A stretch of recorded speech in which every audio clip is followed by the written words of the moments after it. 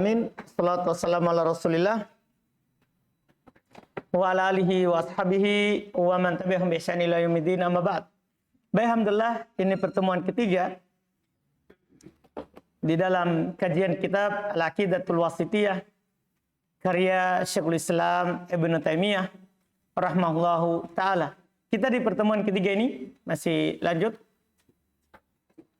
terkait dengan i'tiqad Al-Firqatin Najiyah Al-Mansurah ila qiyamis sa'ah Ahli Sunnah wal Jamaah. Apa itu keyakinan mereka?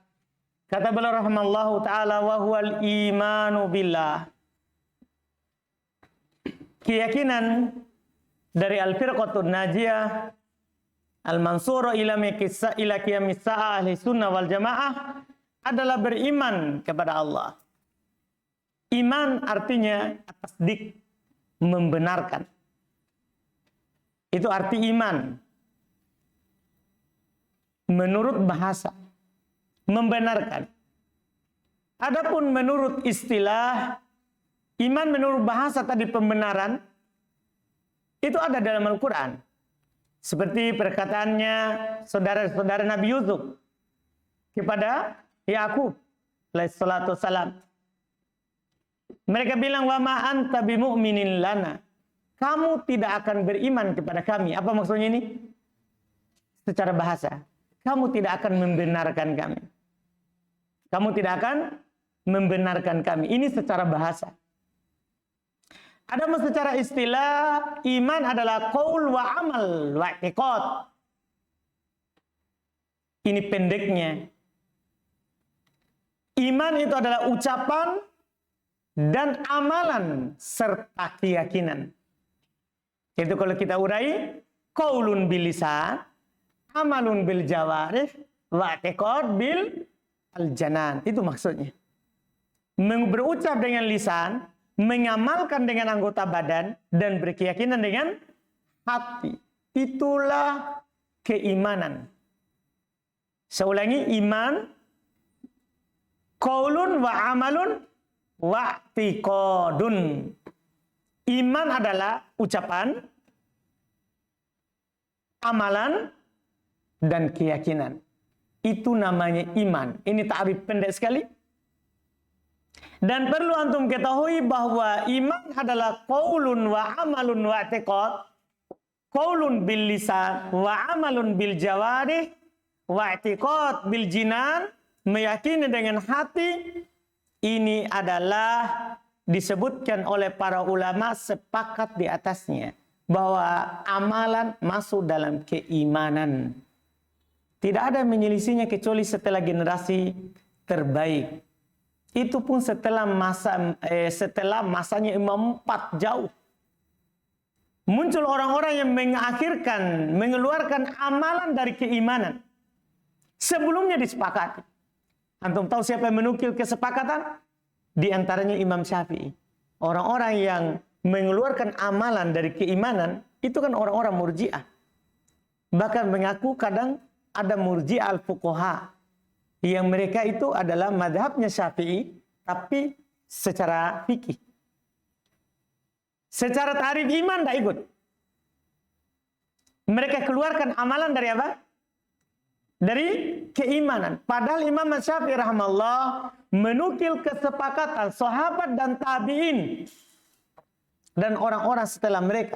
Sebagaimana dalam kitab ya dinukil oleh Al-Imam Al-Lalaka'i di Syarh Sunnah. Perkataan Imam Syafi'i juga dinukil di dalam Syarh Sunnah punyanya Al-Baghawi. Juga dinukil oleh Ibn Abdul Bar di dalam kitab beliau At-Tamhid dalam madhab Malikiyah. Dinukil perkataan Imam Syafi'i. Beliau berkata, wa kana al-ijma'u minas sahabati wat tabi'ina min ba'dihim mimman adraknahum annal iman qaul wa amal wa niyah la yajzi wahid minas salatati bil akhar. Ini ucapan Imam Syafi'i.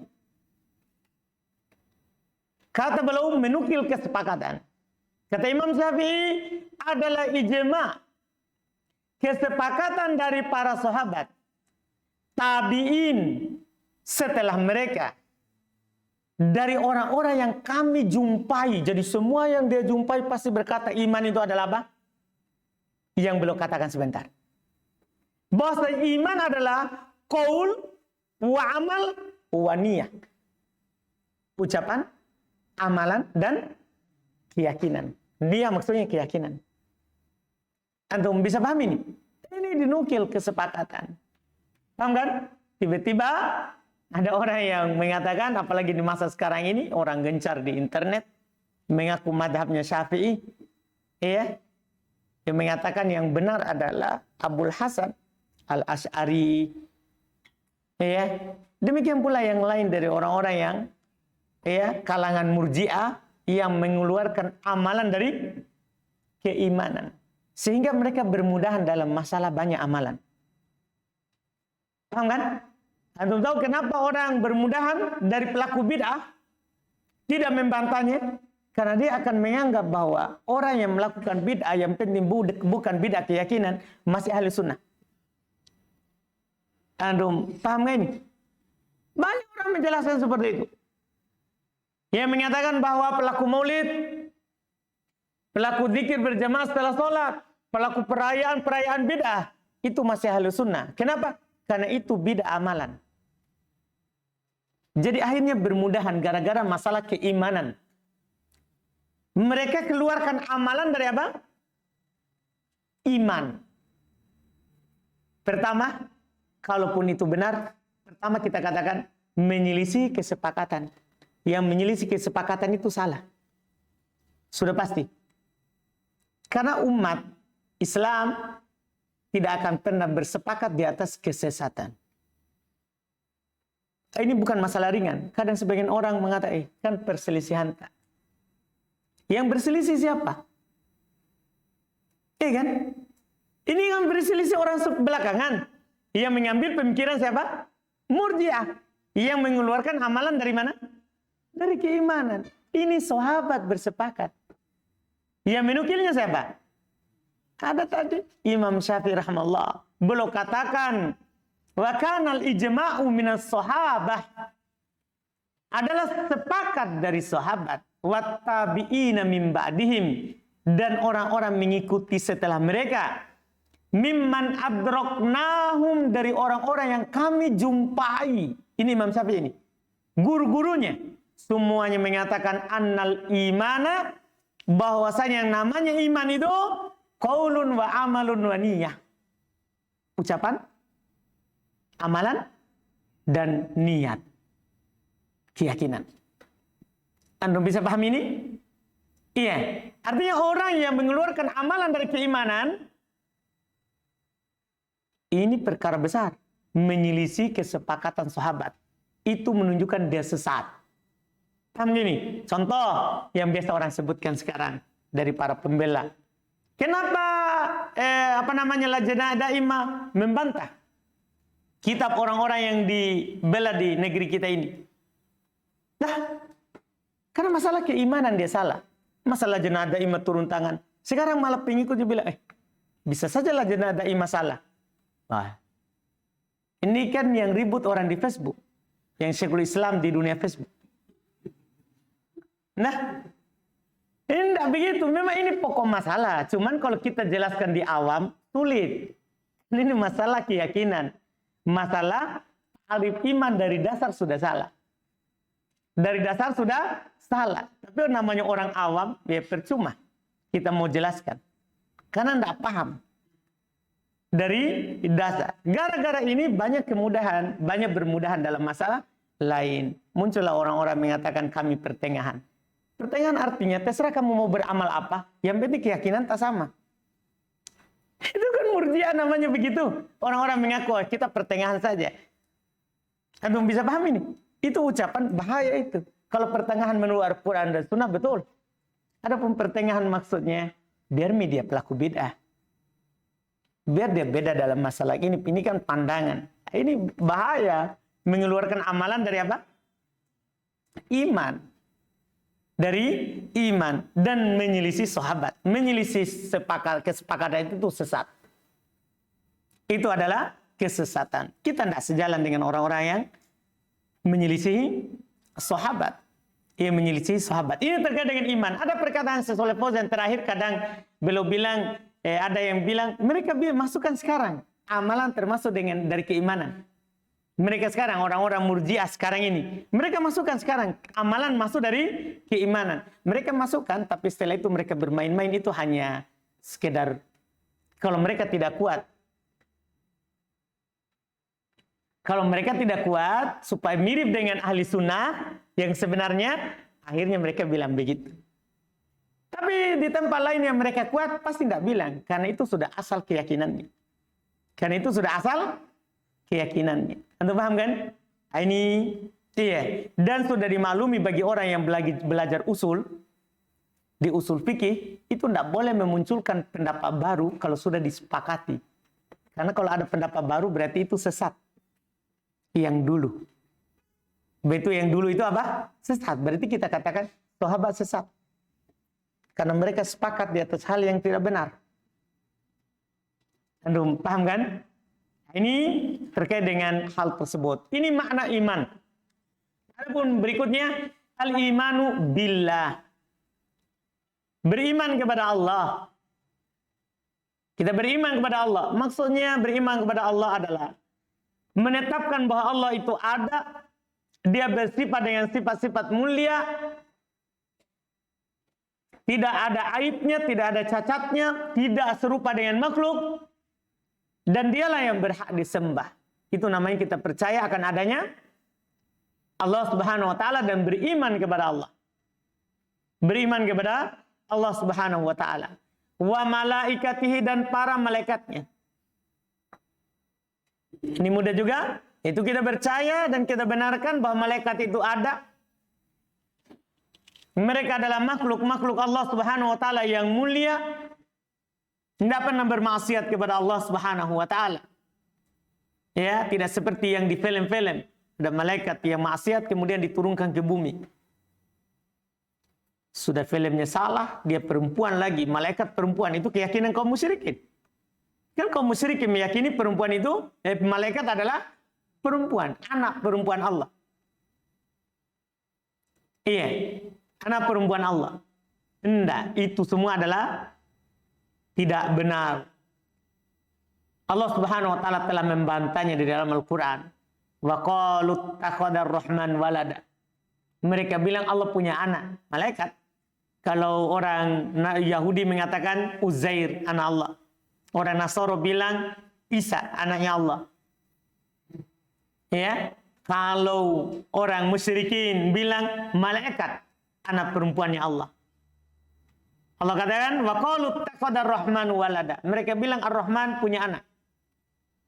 Subhanah, maha suci Allah. Bal ibadun mukramun. Bahkan malaikat itu adalah hamba-hamba yang dimuliakan, bukan anak Allah. Itu bantahan dari Allah Subhanahu wa taala. Wajib beriman terhadap mereka secara global, secara ijmal. Bagi yang kita tidak tahu tugasnya, adapun yang kita tahu wajib kita imani secara rinci sesuai dengan tugas.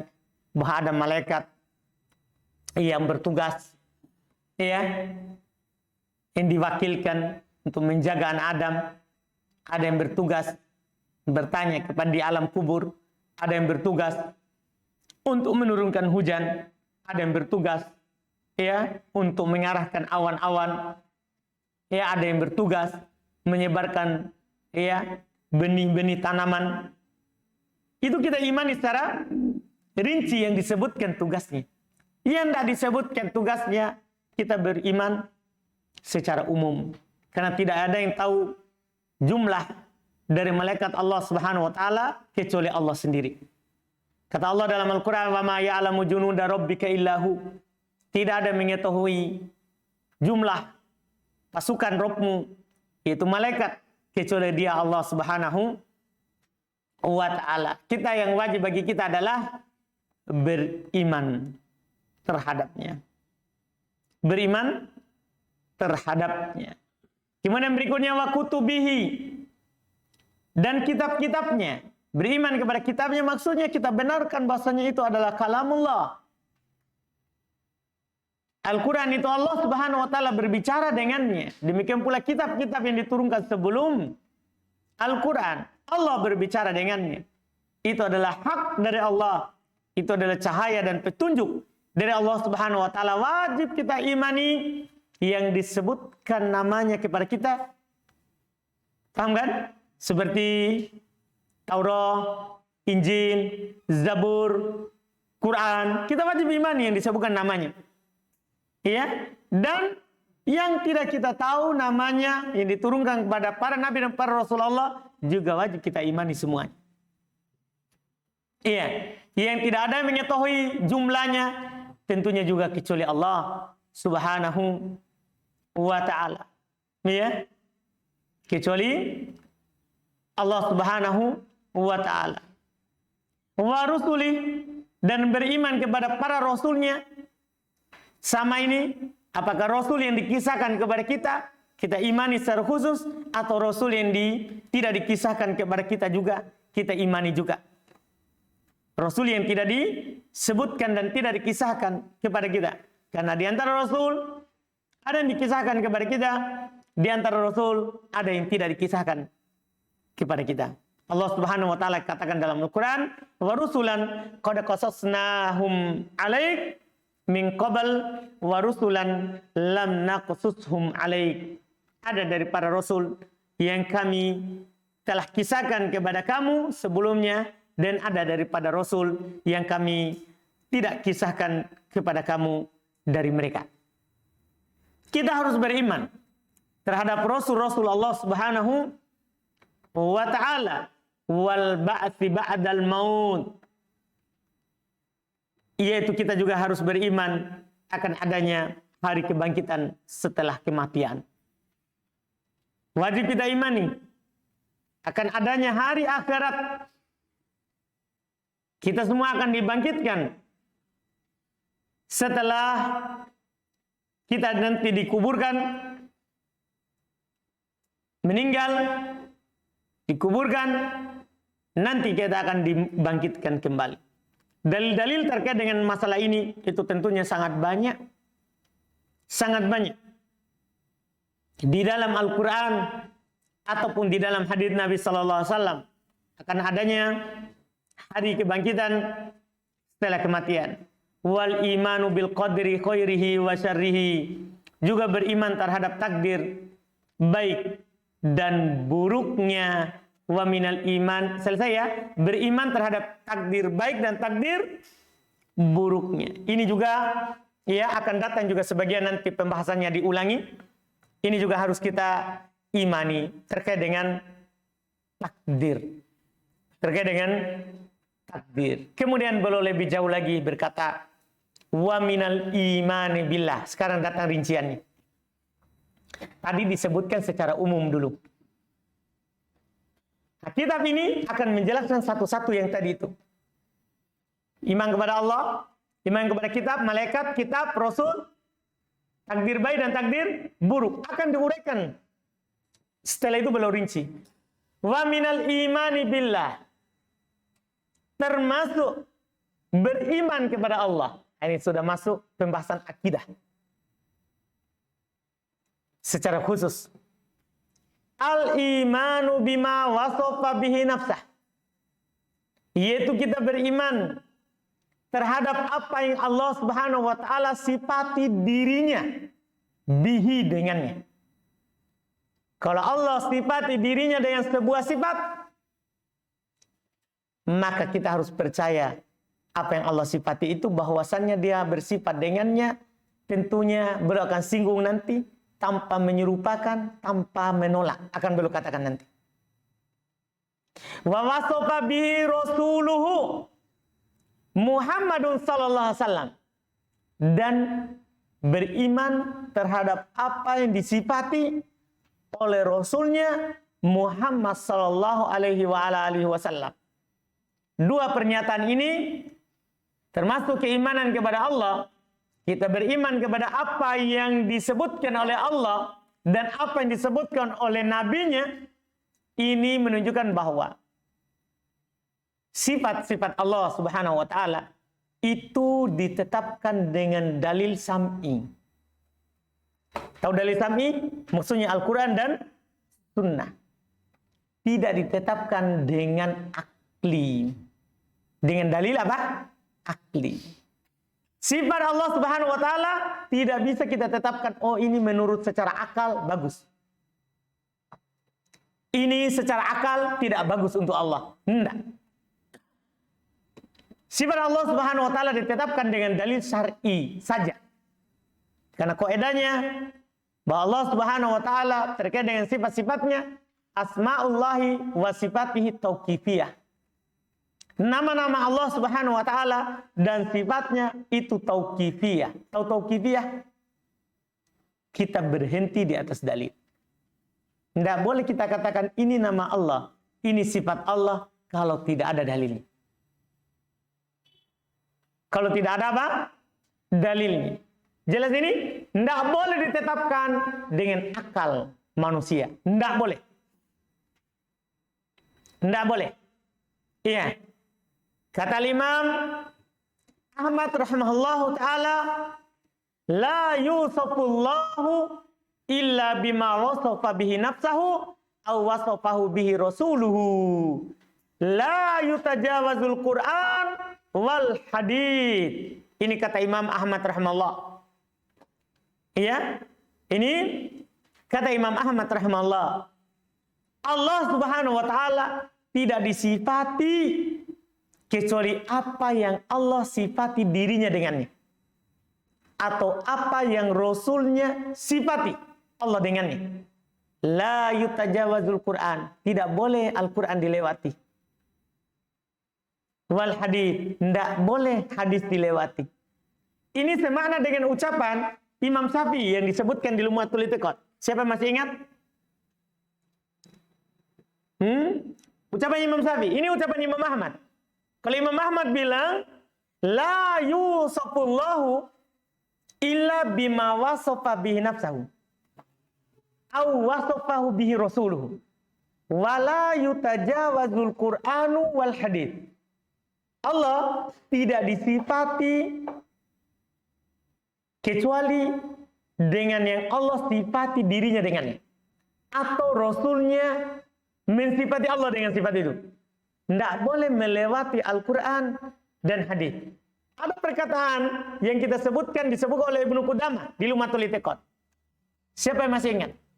Ini sama, mirip maknanya. Hah? Yaitu beliau bilang, amantu billah ala ma'ad wa bimaja'anillah ala muradillah. Wa amantu bi rasulillah wa bimaja'an rasulillah ala muradi rasulillah. Sama ini.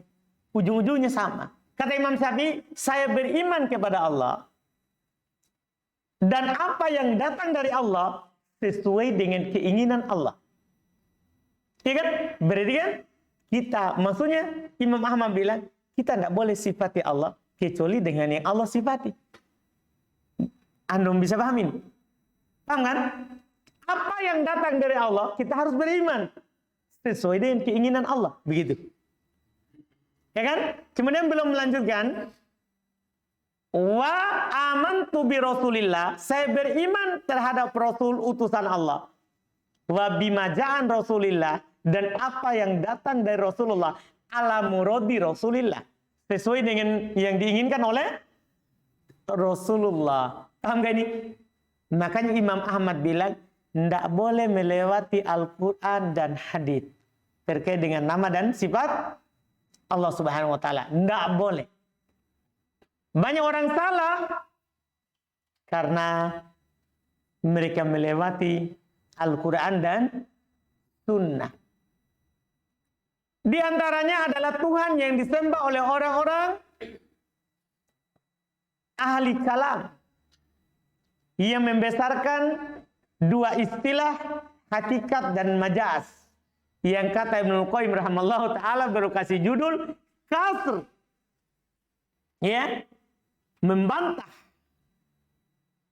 apa yang disembah oleh orang-orang filsafat yaitu al-majaz. Kalau datang Quran terkait dengan sifat Allah, oh ini majaz. Jadi dia berdalil dengan majaz, ini bukan hakikat, ini majaz. Sehingga dia tolak Al-Quran. Dia tolak apa? Al-Quran. Nah, kita sebagai muslim harus beriman kepada apa yang datang dari Al-Quran. Tidak boleh melewatinya. Tidak boleh gara-gara majaz, Tuhan majaz. Yang dipegang kita tolak apa? Quran. Anda bisa paham ini? Makanya para ulama keras membantah apa saja yang membuat kita menolak sifat Allah Subhanahu wa taala yang ada dalam Al-Quran atau hadits dengan alasan apapun. Di antara nanti yang disebut oleh Syekhul Islam Ibnu Taimiyah rahimahullah taala selain. Paham kan? Jadi ingat, ini rincian lagi namanya. Pokoknya keyakinan ahli sunnah wal jamaah firqatun najiyah beriman terhadap rukun iman yang 6. Dipahami ini kan? Kemudian fokus dalam masalah akidah adalah termasuk beriman kepada Allah, beriman terhadap apa yang disifati oleh Allah untuk dirinya dan apa yang Rasulullah sifati Allah dengan sifat itu. Anda bisa pahami ini? Harus kita percaya ini. Ini ucapan Imam Ahmad rahimahullah. Mirip dengannya.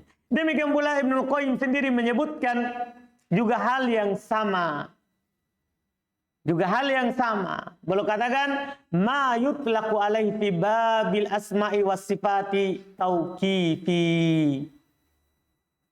Apa yang ditetapkan untuk Allah dalam bab asma' wa sifat itu tauqifi. Dipahami ini?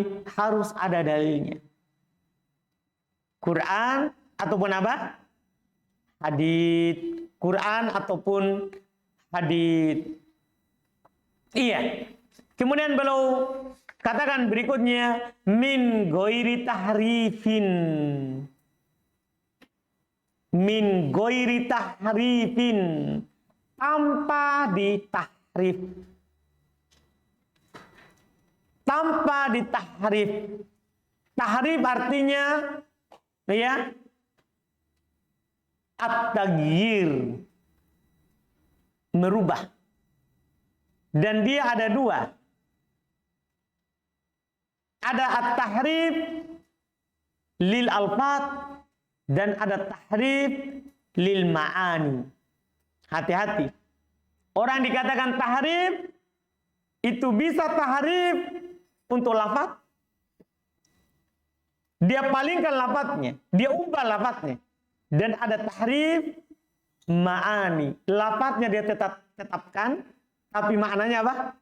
Dia palingkan. Masuk semua dalam tahrif. Kita dalam menetapkannya, ingat ini keyakinan al-firqatun najiyah, ahli sunnah wal jamaah, min ghairi tahrif. Tanpa ada yang ditahrif. Apa makna tahrif tadi secara bahasa?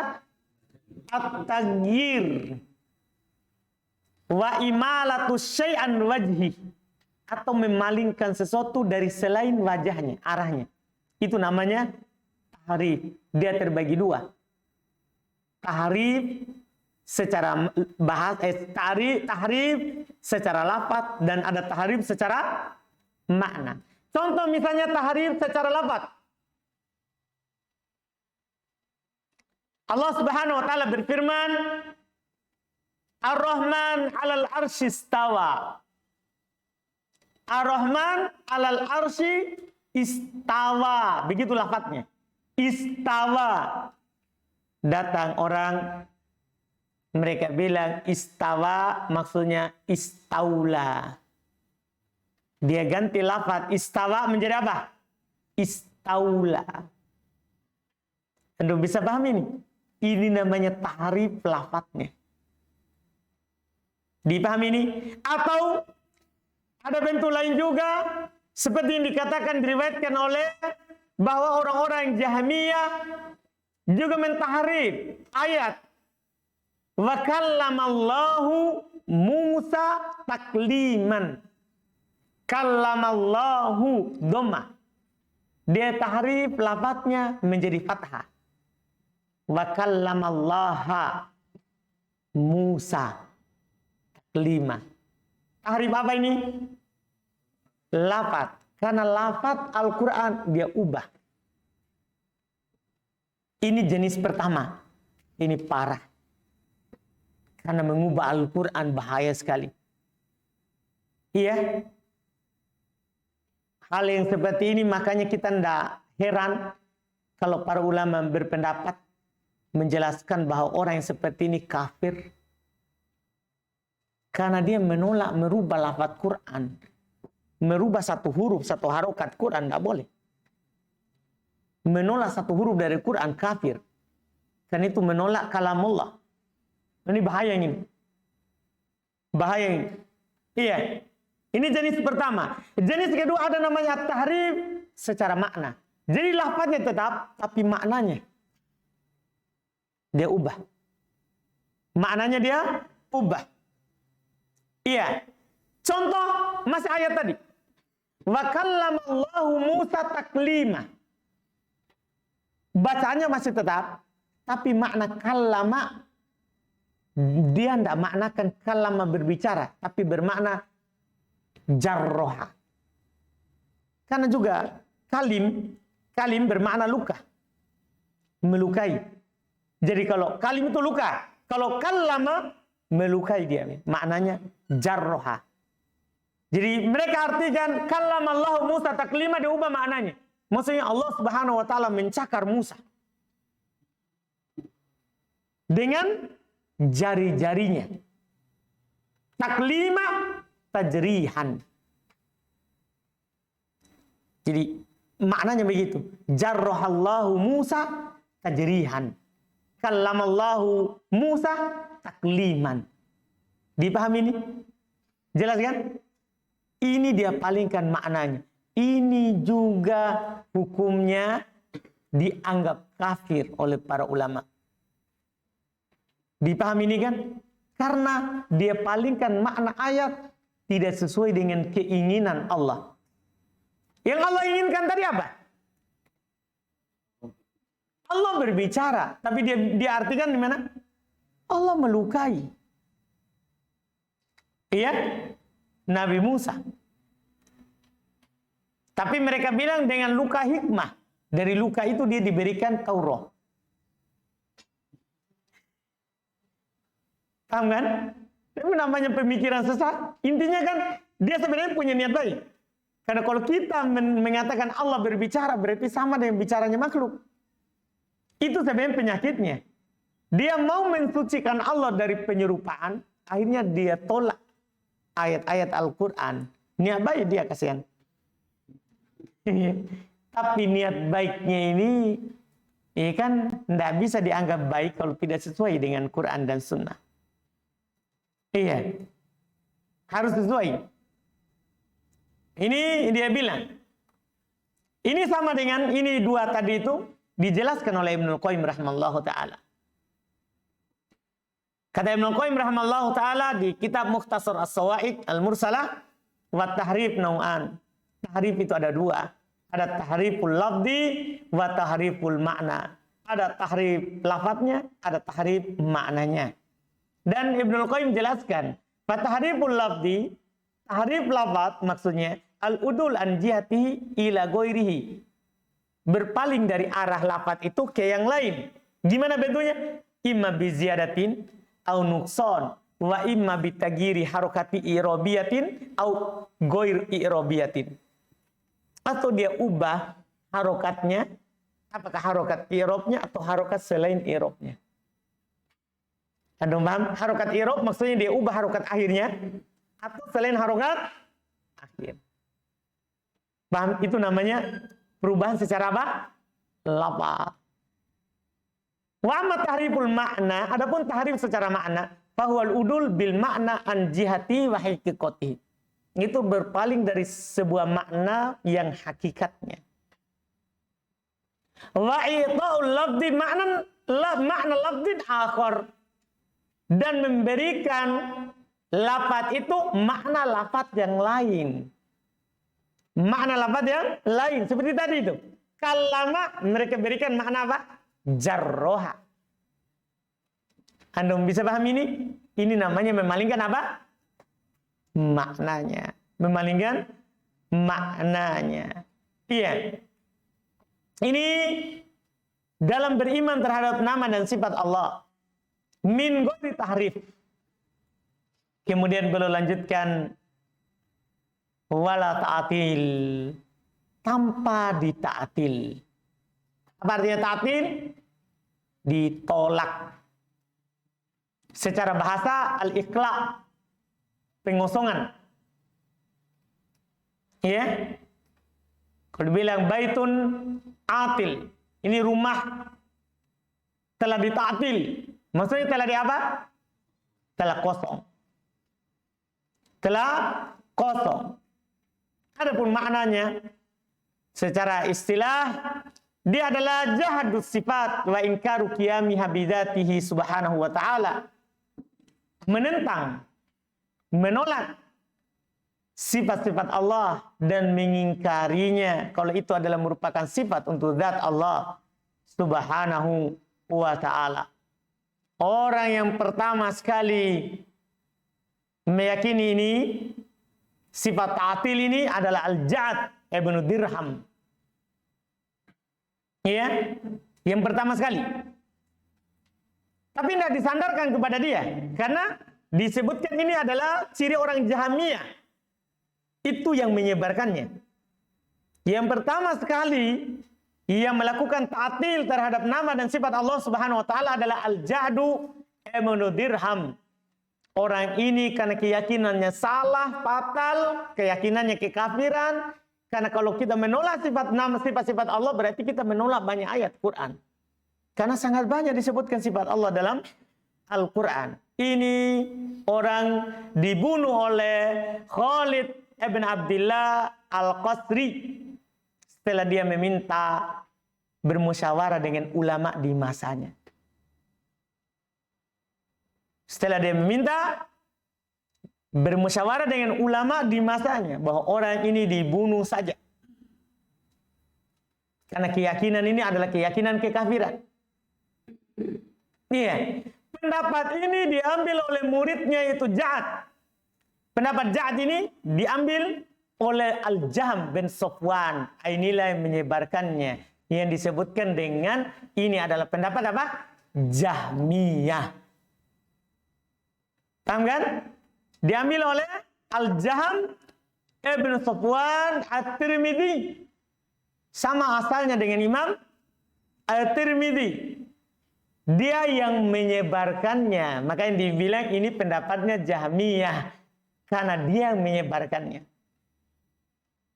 Iya, dia membelanya. Dan disandarkanlah madhab Jahmiyah kepada dia. Dia juga dibunuh. Juga orang ini dibunuh. Sebagaimana pendahulunya.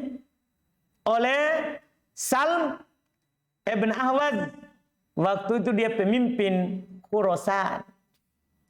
Yang membunuhnya juga pemimpin. Sama dengan pendahulunya. Sama dengan pendahulunya. Dibunuh juga karena ini pendapat lebih buruk daripada syirik. Ini menolak. Iya, kan kalau syirik itu dia meyakini ada sekutunya Allah. Kalau ini Allah langsung dia tolak. Ini lebih buruk. Makanya kata Ibnul Qayyim rahimallahu taala, wa ta'til syarrun minasyirki. Ta'til itu lebih buruk daripada kesyirikan. Walaupun kesyirikan kita tahu bahayanya bagaimana. Tapi ta'til lebih buruk daripada kesyirikan. Makanya kenapa orangnya yang berpendapat seperti itu, yang punya mazhab ini dibunuh. Iya, dibunuh. Iya. Ini terkait dengan apa? At-ta'til. Dan bentuk daripada ta'til banyak sekali. Bentuk daripada ta'til banyak sekali. Bentuknya, ya, yang mana inti adalah mengingkari sifat Allah Subhanahu wa ta'ala. Itu yang disebarkan oleh orang Jahmiyah. Disebarkan oleh orang Jahmiyah. Jadi mereka katakan Contoh ya, Allah As-Sami bila sam. Allah Maha mendengar tapi tidak punya pendengaran. Al-Basir bila basar. Allah Maha melihat tapi tanpa penglihatan. Gimana ini? Iya. Ini dia mau mensucikan Allah tapi mencacati Allah. Antum bisa pahami kan? Iya kan? Disebut oleh Syekh Ibnu Utsaimin, ini bukan dalam bab penyerupaan. Sesuatu itu kalau dibandingkan dengan hal yang jauh darinya itu adalah menguranginya, apalagi menolaknya. Dibilang, ini parang lebih tajam daripada batu itu. Ini parang ini batu lebih tajam daripada itu parang. Apa maksudnya itu? Hah? Mengurangi apa? Kadarnya itu parang. Kan dikatakan lebih tajam. Lebih tajam kan batu daripada dia. Paham ini? Ini diserupakan saja. Mazhabnya orang yang menyerupakan saja itu sudah parah. Apalagi mau yang menolak. Yang menolak. Ini lebih parah daripada syirik. Ini lebih parah daripada syirik. Na'udzubillah. Lebih parah daripada syirik. Na'udzubillah. Orang yang melakukan ta'til. Kemudian terakhir, wala takyif. Oh, masih ada satu poin lagi ya. Wala takyif, wala tamtsil. Wala takyif. Tidak boleh pula ditakyif, membagaimanakan, mengkaitkannya. Kaifah bagaimana? Datang keterangan sifat Allah, waja'a rabbuk, datang Rabbmu. Bagaimana datangnya Allah? Tidak boleh membagaimanakan. Kita menetapkan sebagaimana yang Allah tetapkan tanpa dibagaimanakan. Tidak boleh bertanya bagaimana. Bahkan bertanya saja bid'ah. Karena Allah tidak jelaskan bagaimananya. Allah cuma jelaskan bahwa dia datang. Ya kita imani dia Allah datang. Bagaimana datangnya? Tidak boleh kita bertanya. Kata Allah, la yus'al amma yaf'al. Allah tidak ditanya tentang apa yang dia lakukan. Anda paham ini? Makanya kata Imam Malik rahimahullahu ta'ala apa beliau bilang? As-su'alu anha bid'ah. Bertanya tentangnya bid'ah. Karena Allah tidak ditanya. Nabi ketika dikabarkan oleh Jibril, tidak bertanya kepada Jibril. Para sahabat ketika Nabi mengabarkannya, tidak bertanya kepada Nabi. Karena kenapa? Maklum. Itu dimaklumi. Allah menghitab kita sesuai dengan yang kita pahami. Bagaimananya kita tidak tahu. Bertanya tentangnya adalah bid'ah. Itu kata Imam Malik rahimahullahu ta'ala ketika beliau ditanya tentang istiwa. Ayat Ar-Rahman 'alal arsy istawa. Allah Ar-Rahman di atas arsy istawa. Ada orang bertanya kepada Imam Malik, kaifa istawa? Bagaimana Allah beristiwa? Paham kan? Dia tanya tentang kaifiatnya. Apa kata Imam Malik? Al-istiwa'u ma'lum wal kaifu majhul wal imanu bihi wajib wasu'alu anha bid'ah. Istiwa itu maklum, bagaimananya majhul, beriman tentangnya wajib, bertanya tentangnya bid'ah. Paham kan? Ini perkataan Imam Malik jadi kaidah di dalam bab asma wa sifat. Kan ini perkara gaib. Kita tidak tahu kalau Allah tidak kasih tahu. Kita tidak tahu kalau Allah Subhanahu wa taala tidak kasih tahu. Terakhir, wala tamfil. Tidak boleh pula ada tamfil, penyerupaan. Tamfil artinya at-tasbih. Tamfil artinya apa? At-tasbih, tapi belum takbir dengan tamfil karena itu sesuai dengan Al-Qur'an yang dinafikan oleh Al-Qur'an. Kan di Al-Qur'an kan apa? Ayatnya, laisa kamitslihi syai', tidak ada yang serupa dengan Allah. Ada juga takbir dari ulama yang lain wala tasbih. Tapi takbir dengan tamfil lebih utama. Itu yang disebutkan dengan oleh Al-Qur'an. Dipahami ini kan? Dipahami tabirnya? Wala tamfil, tidak ada pula penyerupaan. Tidak boleh Allah diserupakan dengan makhluk atau makhluk diserupakan dengan Allah. Karena tasbih itu ada dua. Ada tasbih al-khaliq bil makhluk, ada tasbih al-makhluk bil khaliq. Dua-duanya tidak boleh. Ada jenis tasbih orang serupakan makhluk dengan Allah. Ada juga yang menyerupakan Allah dengan makhluk. Dua-duanya tidak dibolehkan. Contoh, menyerupakan makhluk dengan Allah apa? Seperti orang Nasoro menyerupakan Isa dengan Allah. Ada paham ini? Tidak boleh. Orang-orang Uzair, orang-orang Yahudi menyerupakan Uzair dengan Allah Subhanahu wa taala. Ini tidak dibolehkan. Adapun menyerupakan makhluk al-khaliq Allah dengan makhluk seperti tasbihnya orang-orang musyabbihah. Ketika Allah katakan Allah punya tangan, bal yadahu mabsuutatan, bahkan kedua tangan Allah terhampar, mereka katakan seperti tangan makhluk. Seperti tangannya apa? Makhluk. Naudzubillah. Jadi dia serupakan Allah dengan apa ini? Makhluk. Kalau yang pertama dia serupakan makhluk dengan Allah. Yang kedua Allah dia serupakan dengan makhluk. Dua-duanya tidak boleh. Dibantah dengan satu ayat dalam Quran. Laisa kamitslihi syai', itu ayat pokok. Tidak ada sesuatu apapun yang serupa dengan Allah. Kita tetapkan sifat untuk Allah. Berarti sifat itu sesuai dengan keagungan dan kemuliaan Allah. Kita tetapkan bukan berarti menyerupakan. Dipahami ini? Kita tetapkan sesuai dengan keagungan dan kemuliaan Allah Subhanahu wa taala, tidak sama dengan makhluk. Tidak sama dengan makhluk. Ini terkait dengan nama dan sifat Allah Subhanahu wa taala. Nanti beliau katakan, kita baca itu sebagai penutup, bal yu'minuna bi annallaha laisa kamitslihi syai' wa huwas samiul basir. Bahkan mereka percaya bahwasanya Allah Subhanahu wa taala tidak ada sesuatu apapun yang serupa dengannya, dan dia Allah Maha mendengar lagi Maha melihat. Artinya ini ada penetapan dan ada penafian.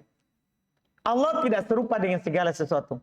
Kemudian Allah tetapkan dia punya pendengaran dan punya penglihatan. Artinya pendengaran dan penglihatan Allah tidak ada sesuatu apapun yang serupa dengannya. Dipahami ini? Ini alhamdulillah. Ini keyakinan dari firqatu an-najiyah. Setelah itu akan dilanjutkan lagi nanti ya, terkait dengan yang dinafikan. Ini yang ditetapkan. Bahwa wajib kita menetapkan apa yang ditetapkan oleh Allah dan Rasulnya. Tanpa ada tahrif, ta'til, tamsil. Dipahami ini? Kita tetapkan tanpa ini. Tetapkan tanpa dipalingkan maknanya. Tetapkan tanpa ditolak. Paham kan? Tetapkan tanpa membagaimanakan dan menyerupakan. Paham kan? Min ghairi, empat tadi ya. Min ghairi tahrifin wala ta'tilin wala takyifin wala tamtsilin. 4. Paham ya? Ini dalam menetapkan. Alhamdulillah. Setelah itu nanti insya Allah kita lanjut lagi di pembahasan berikut.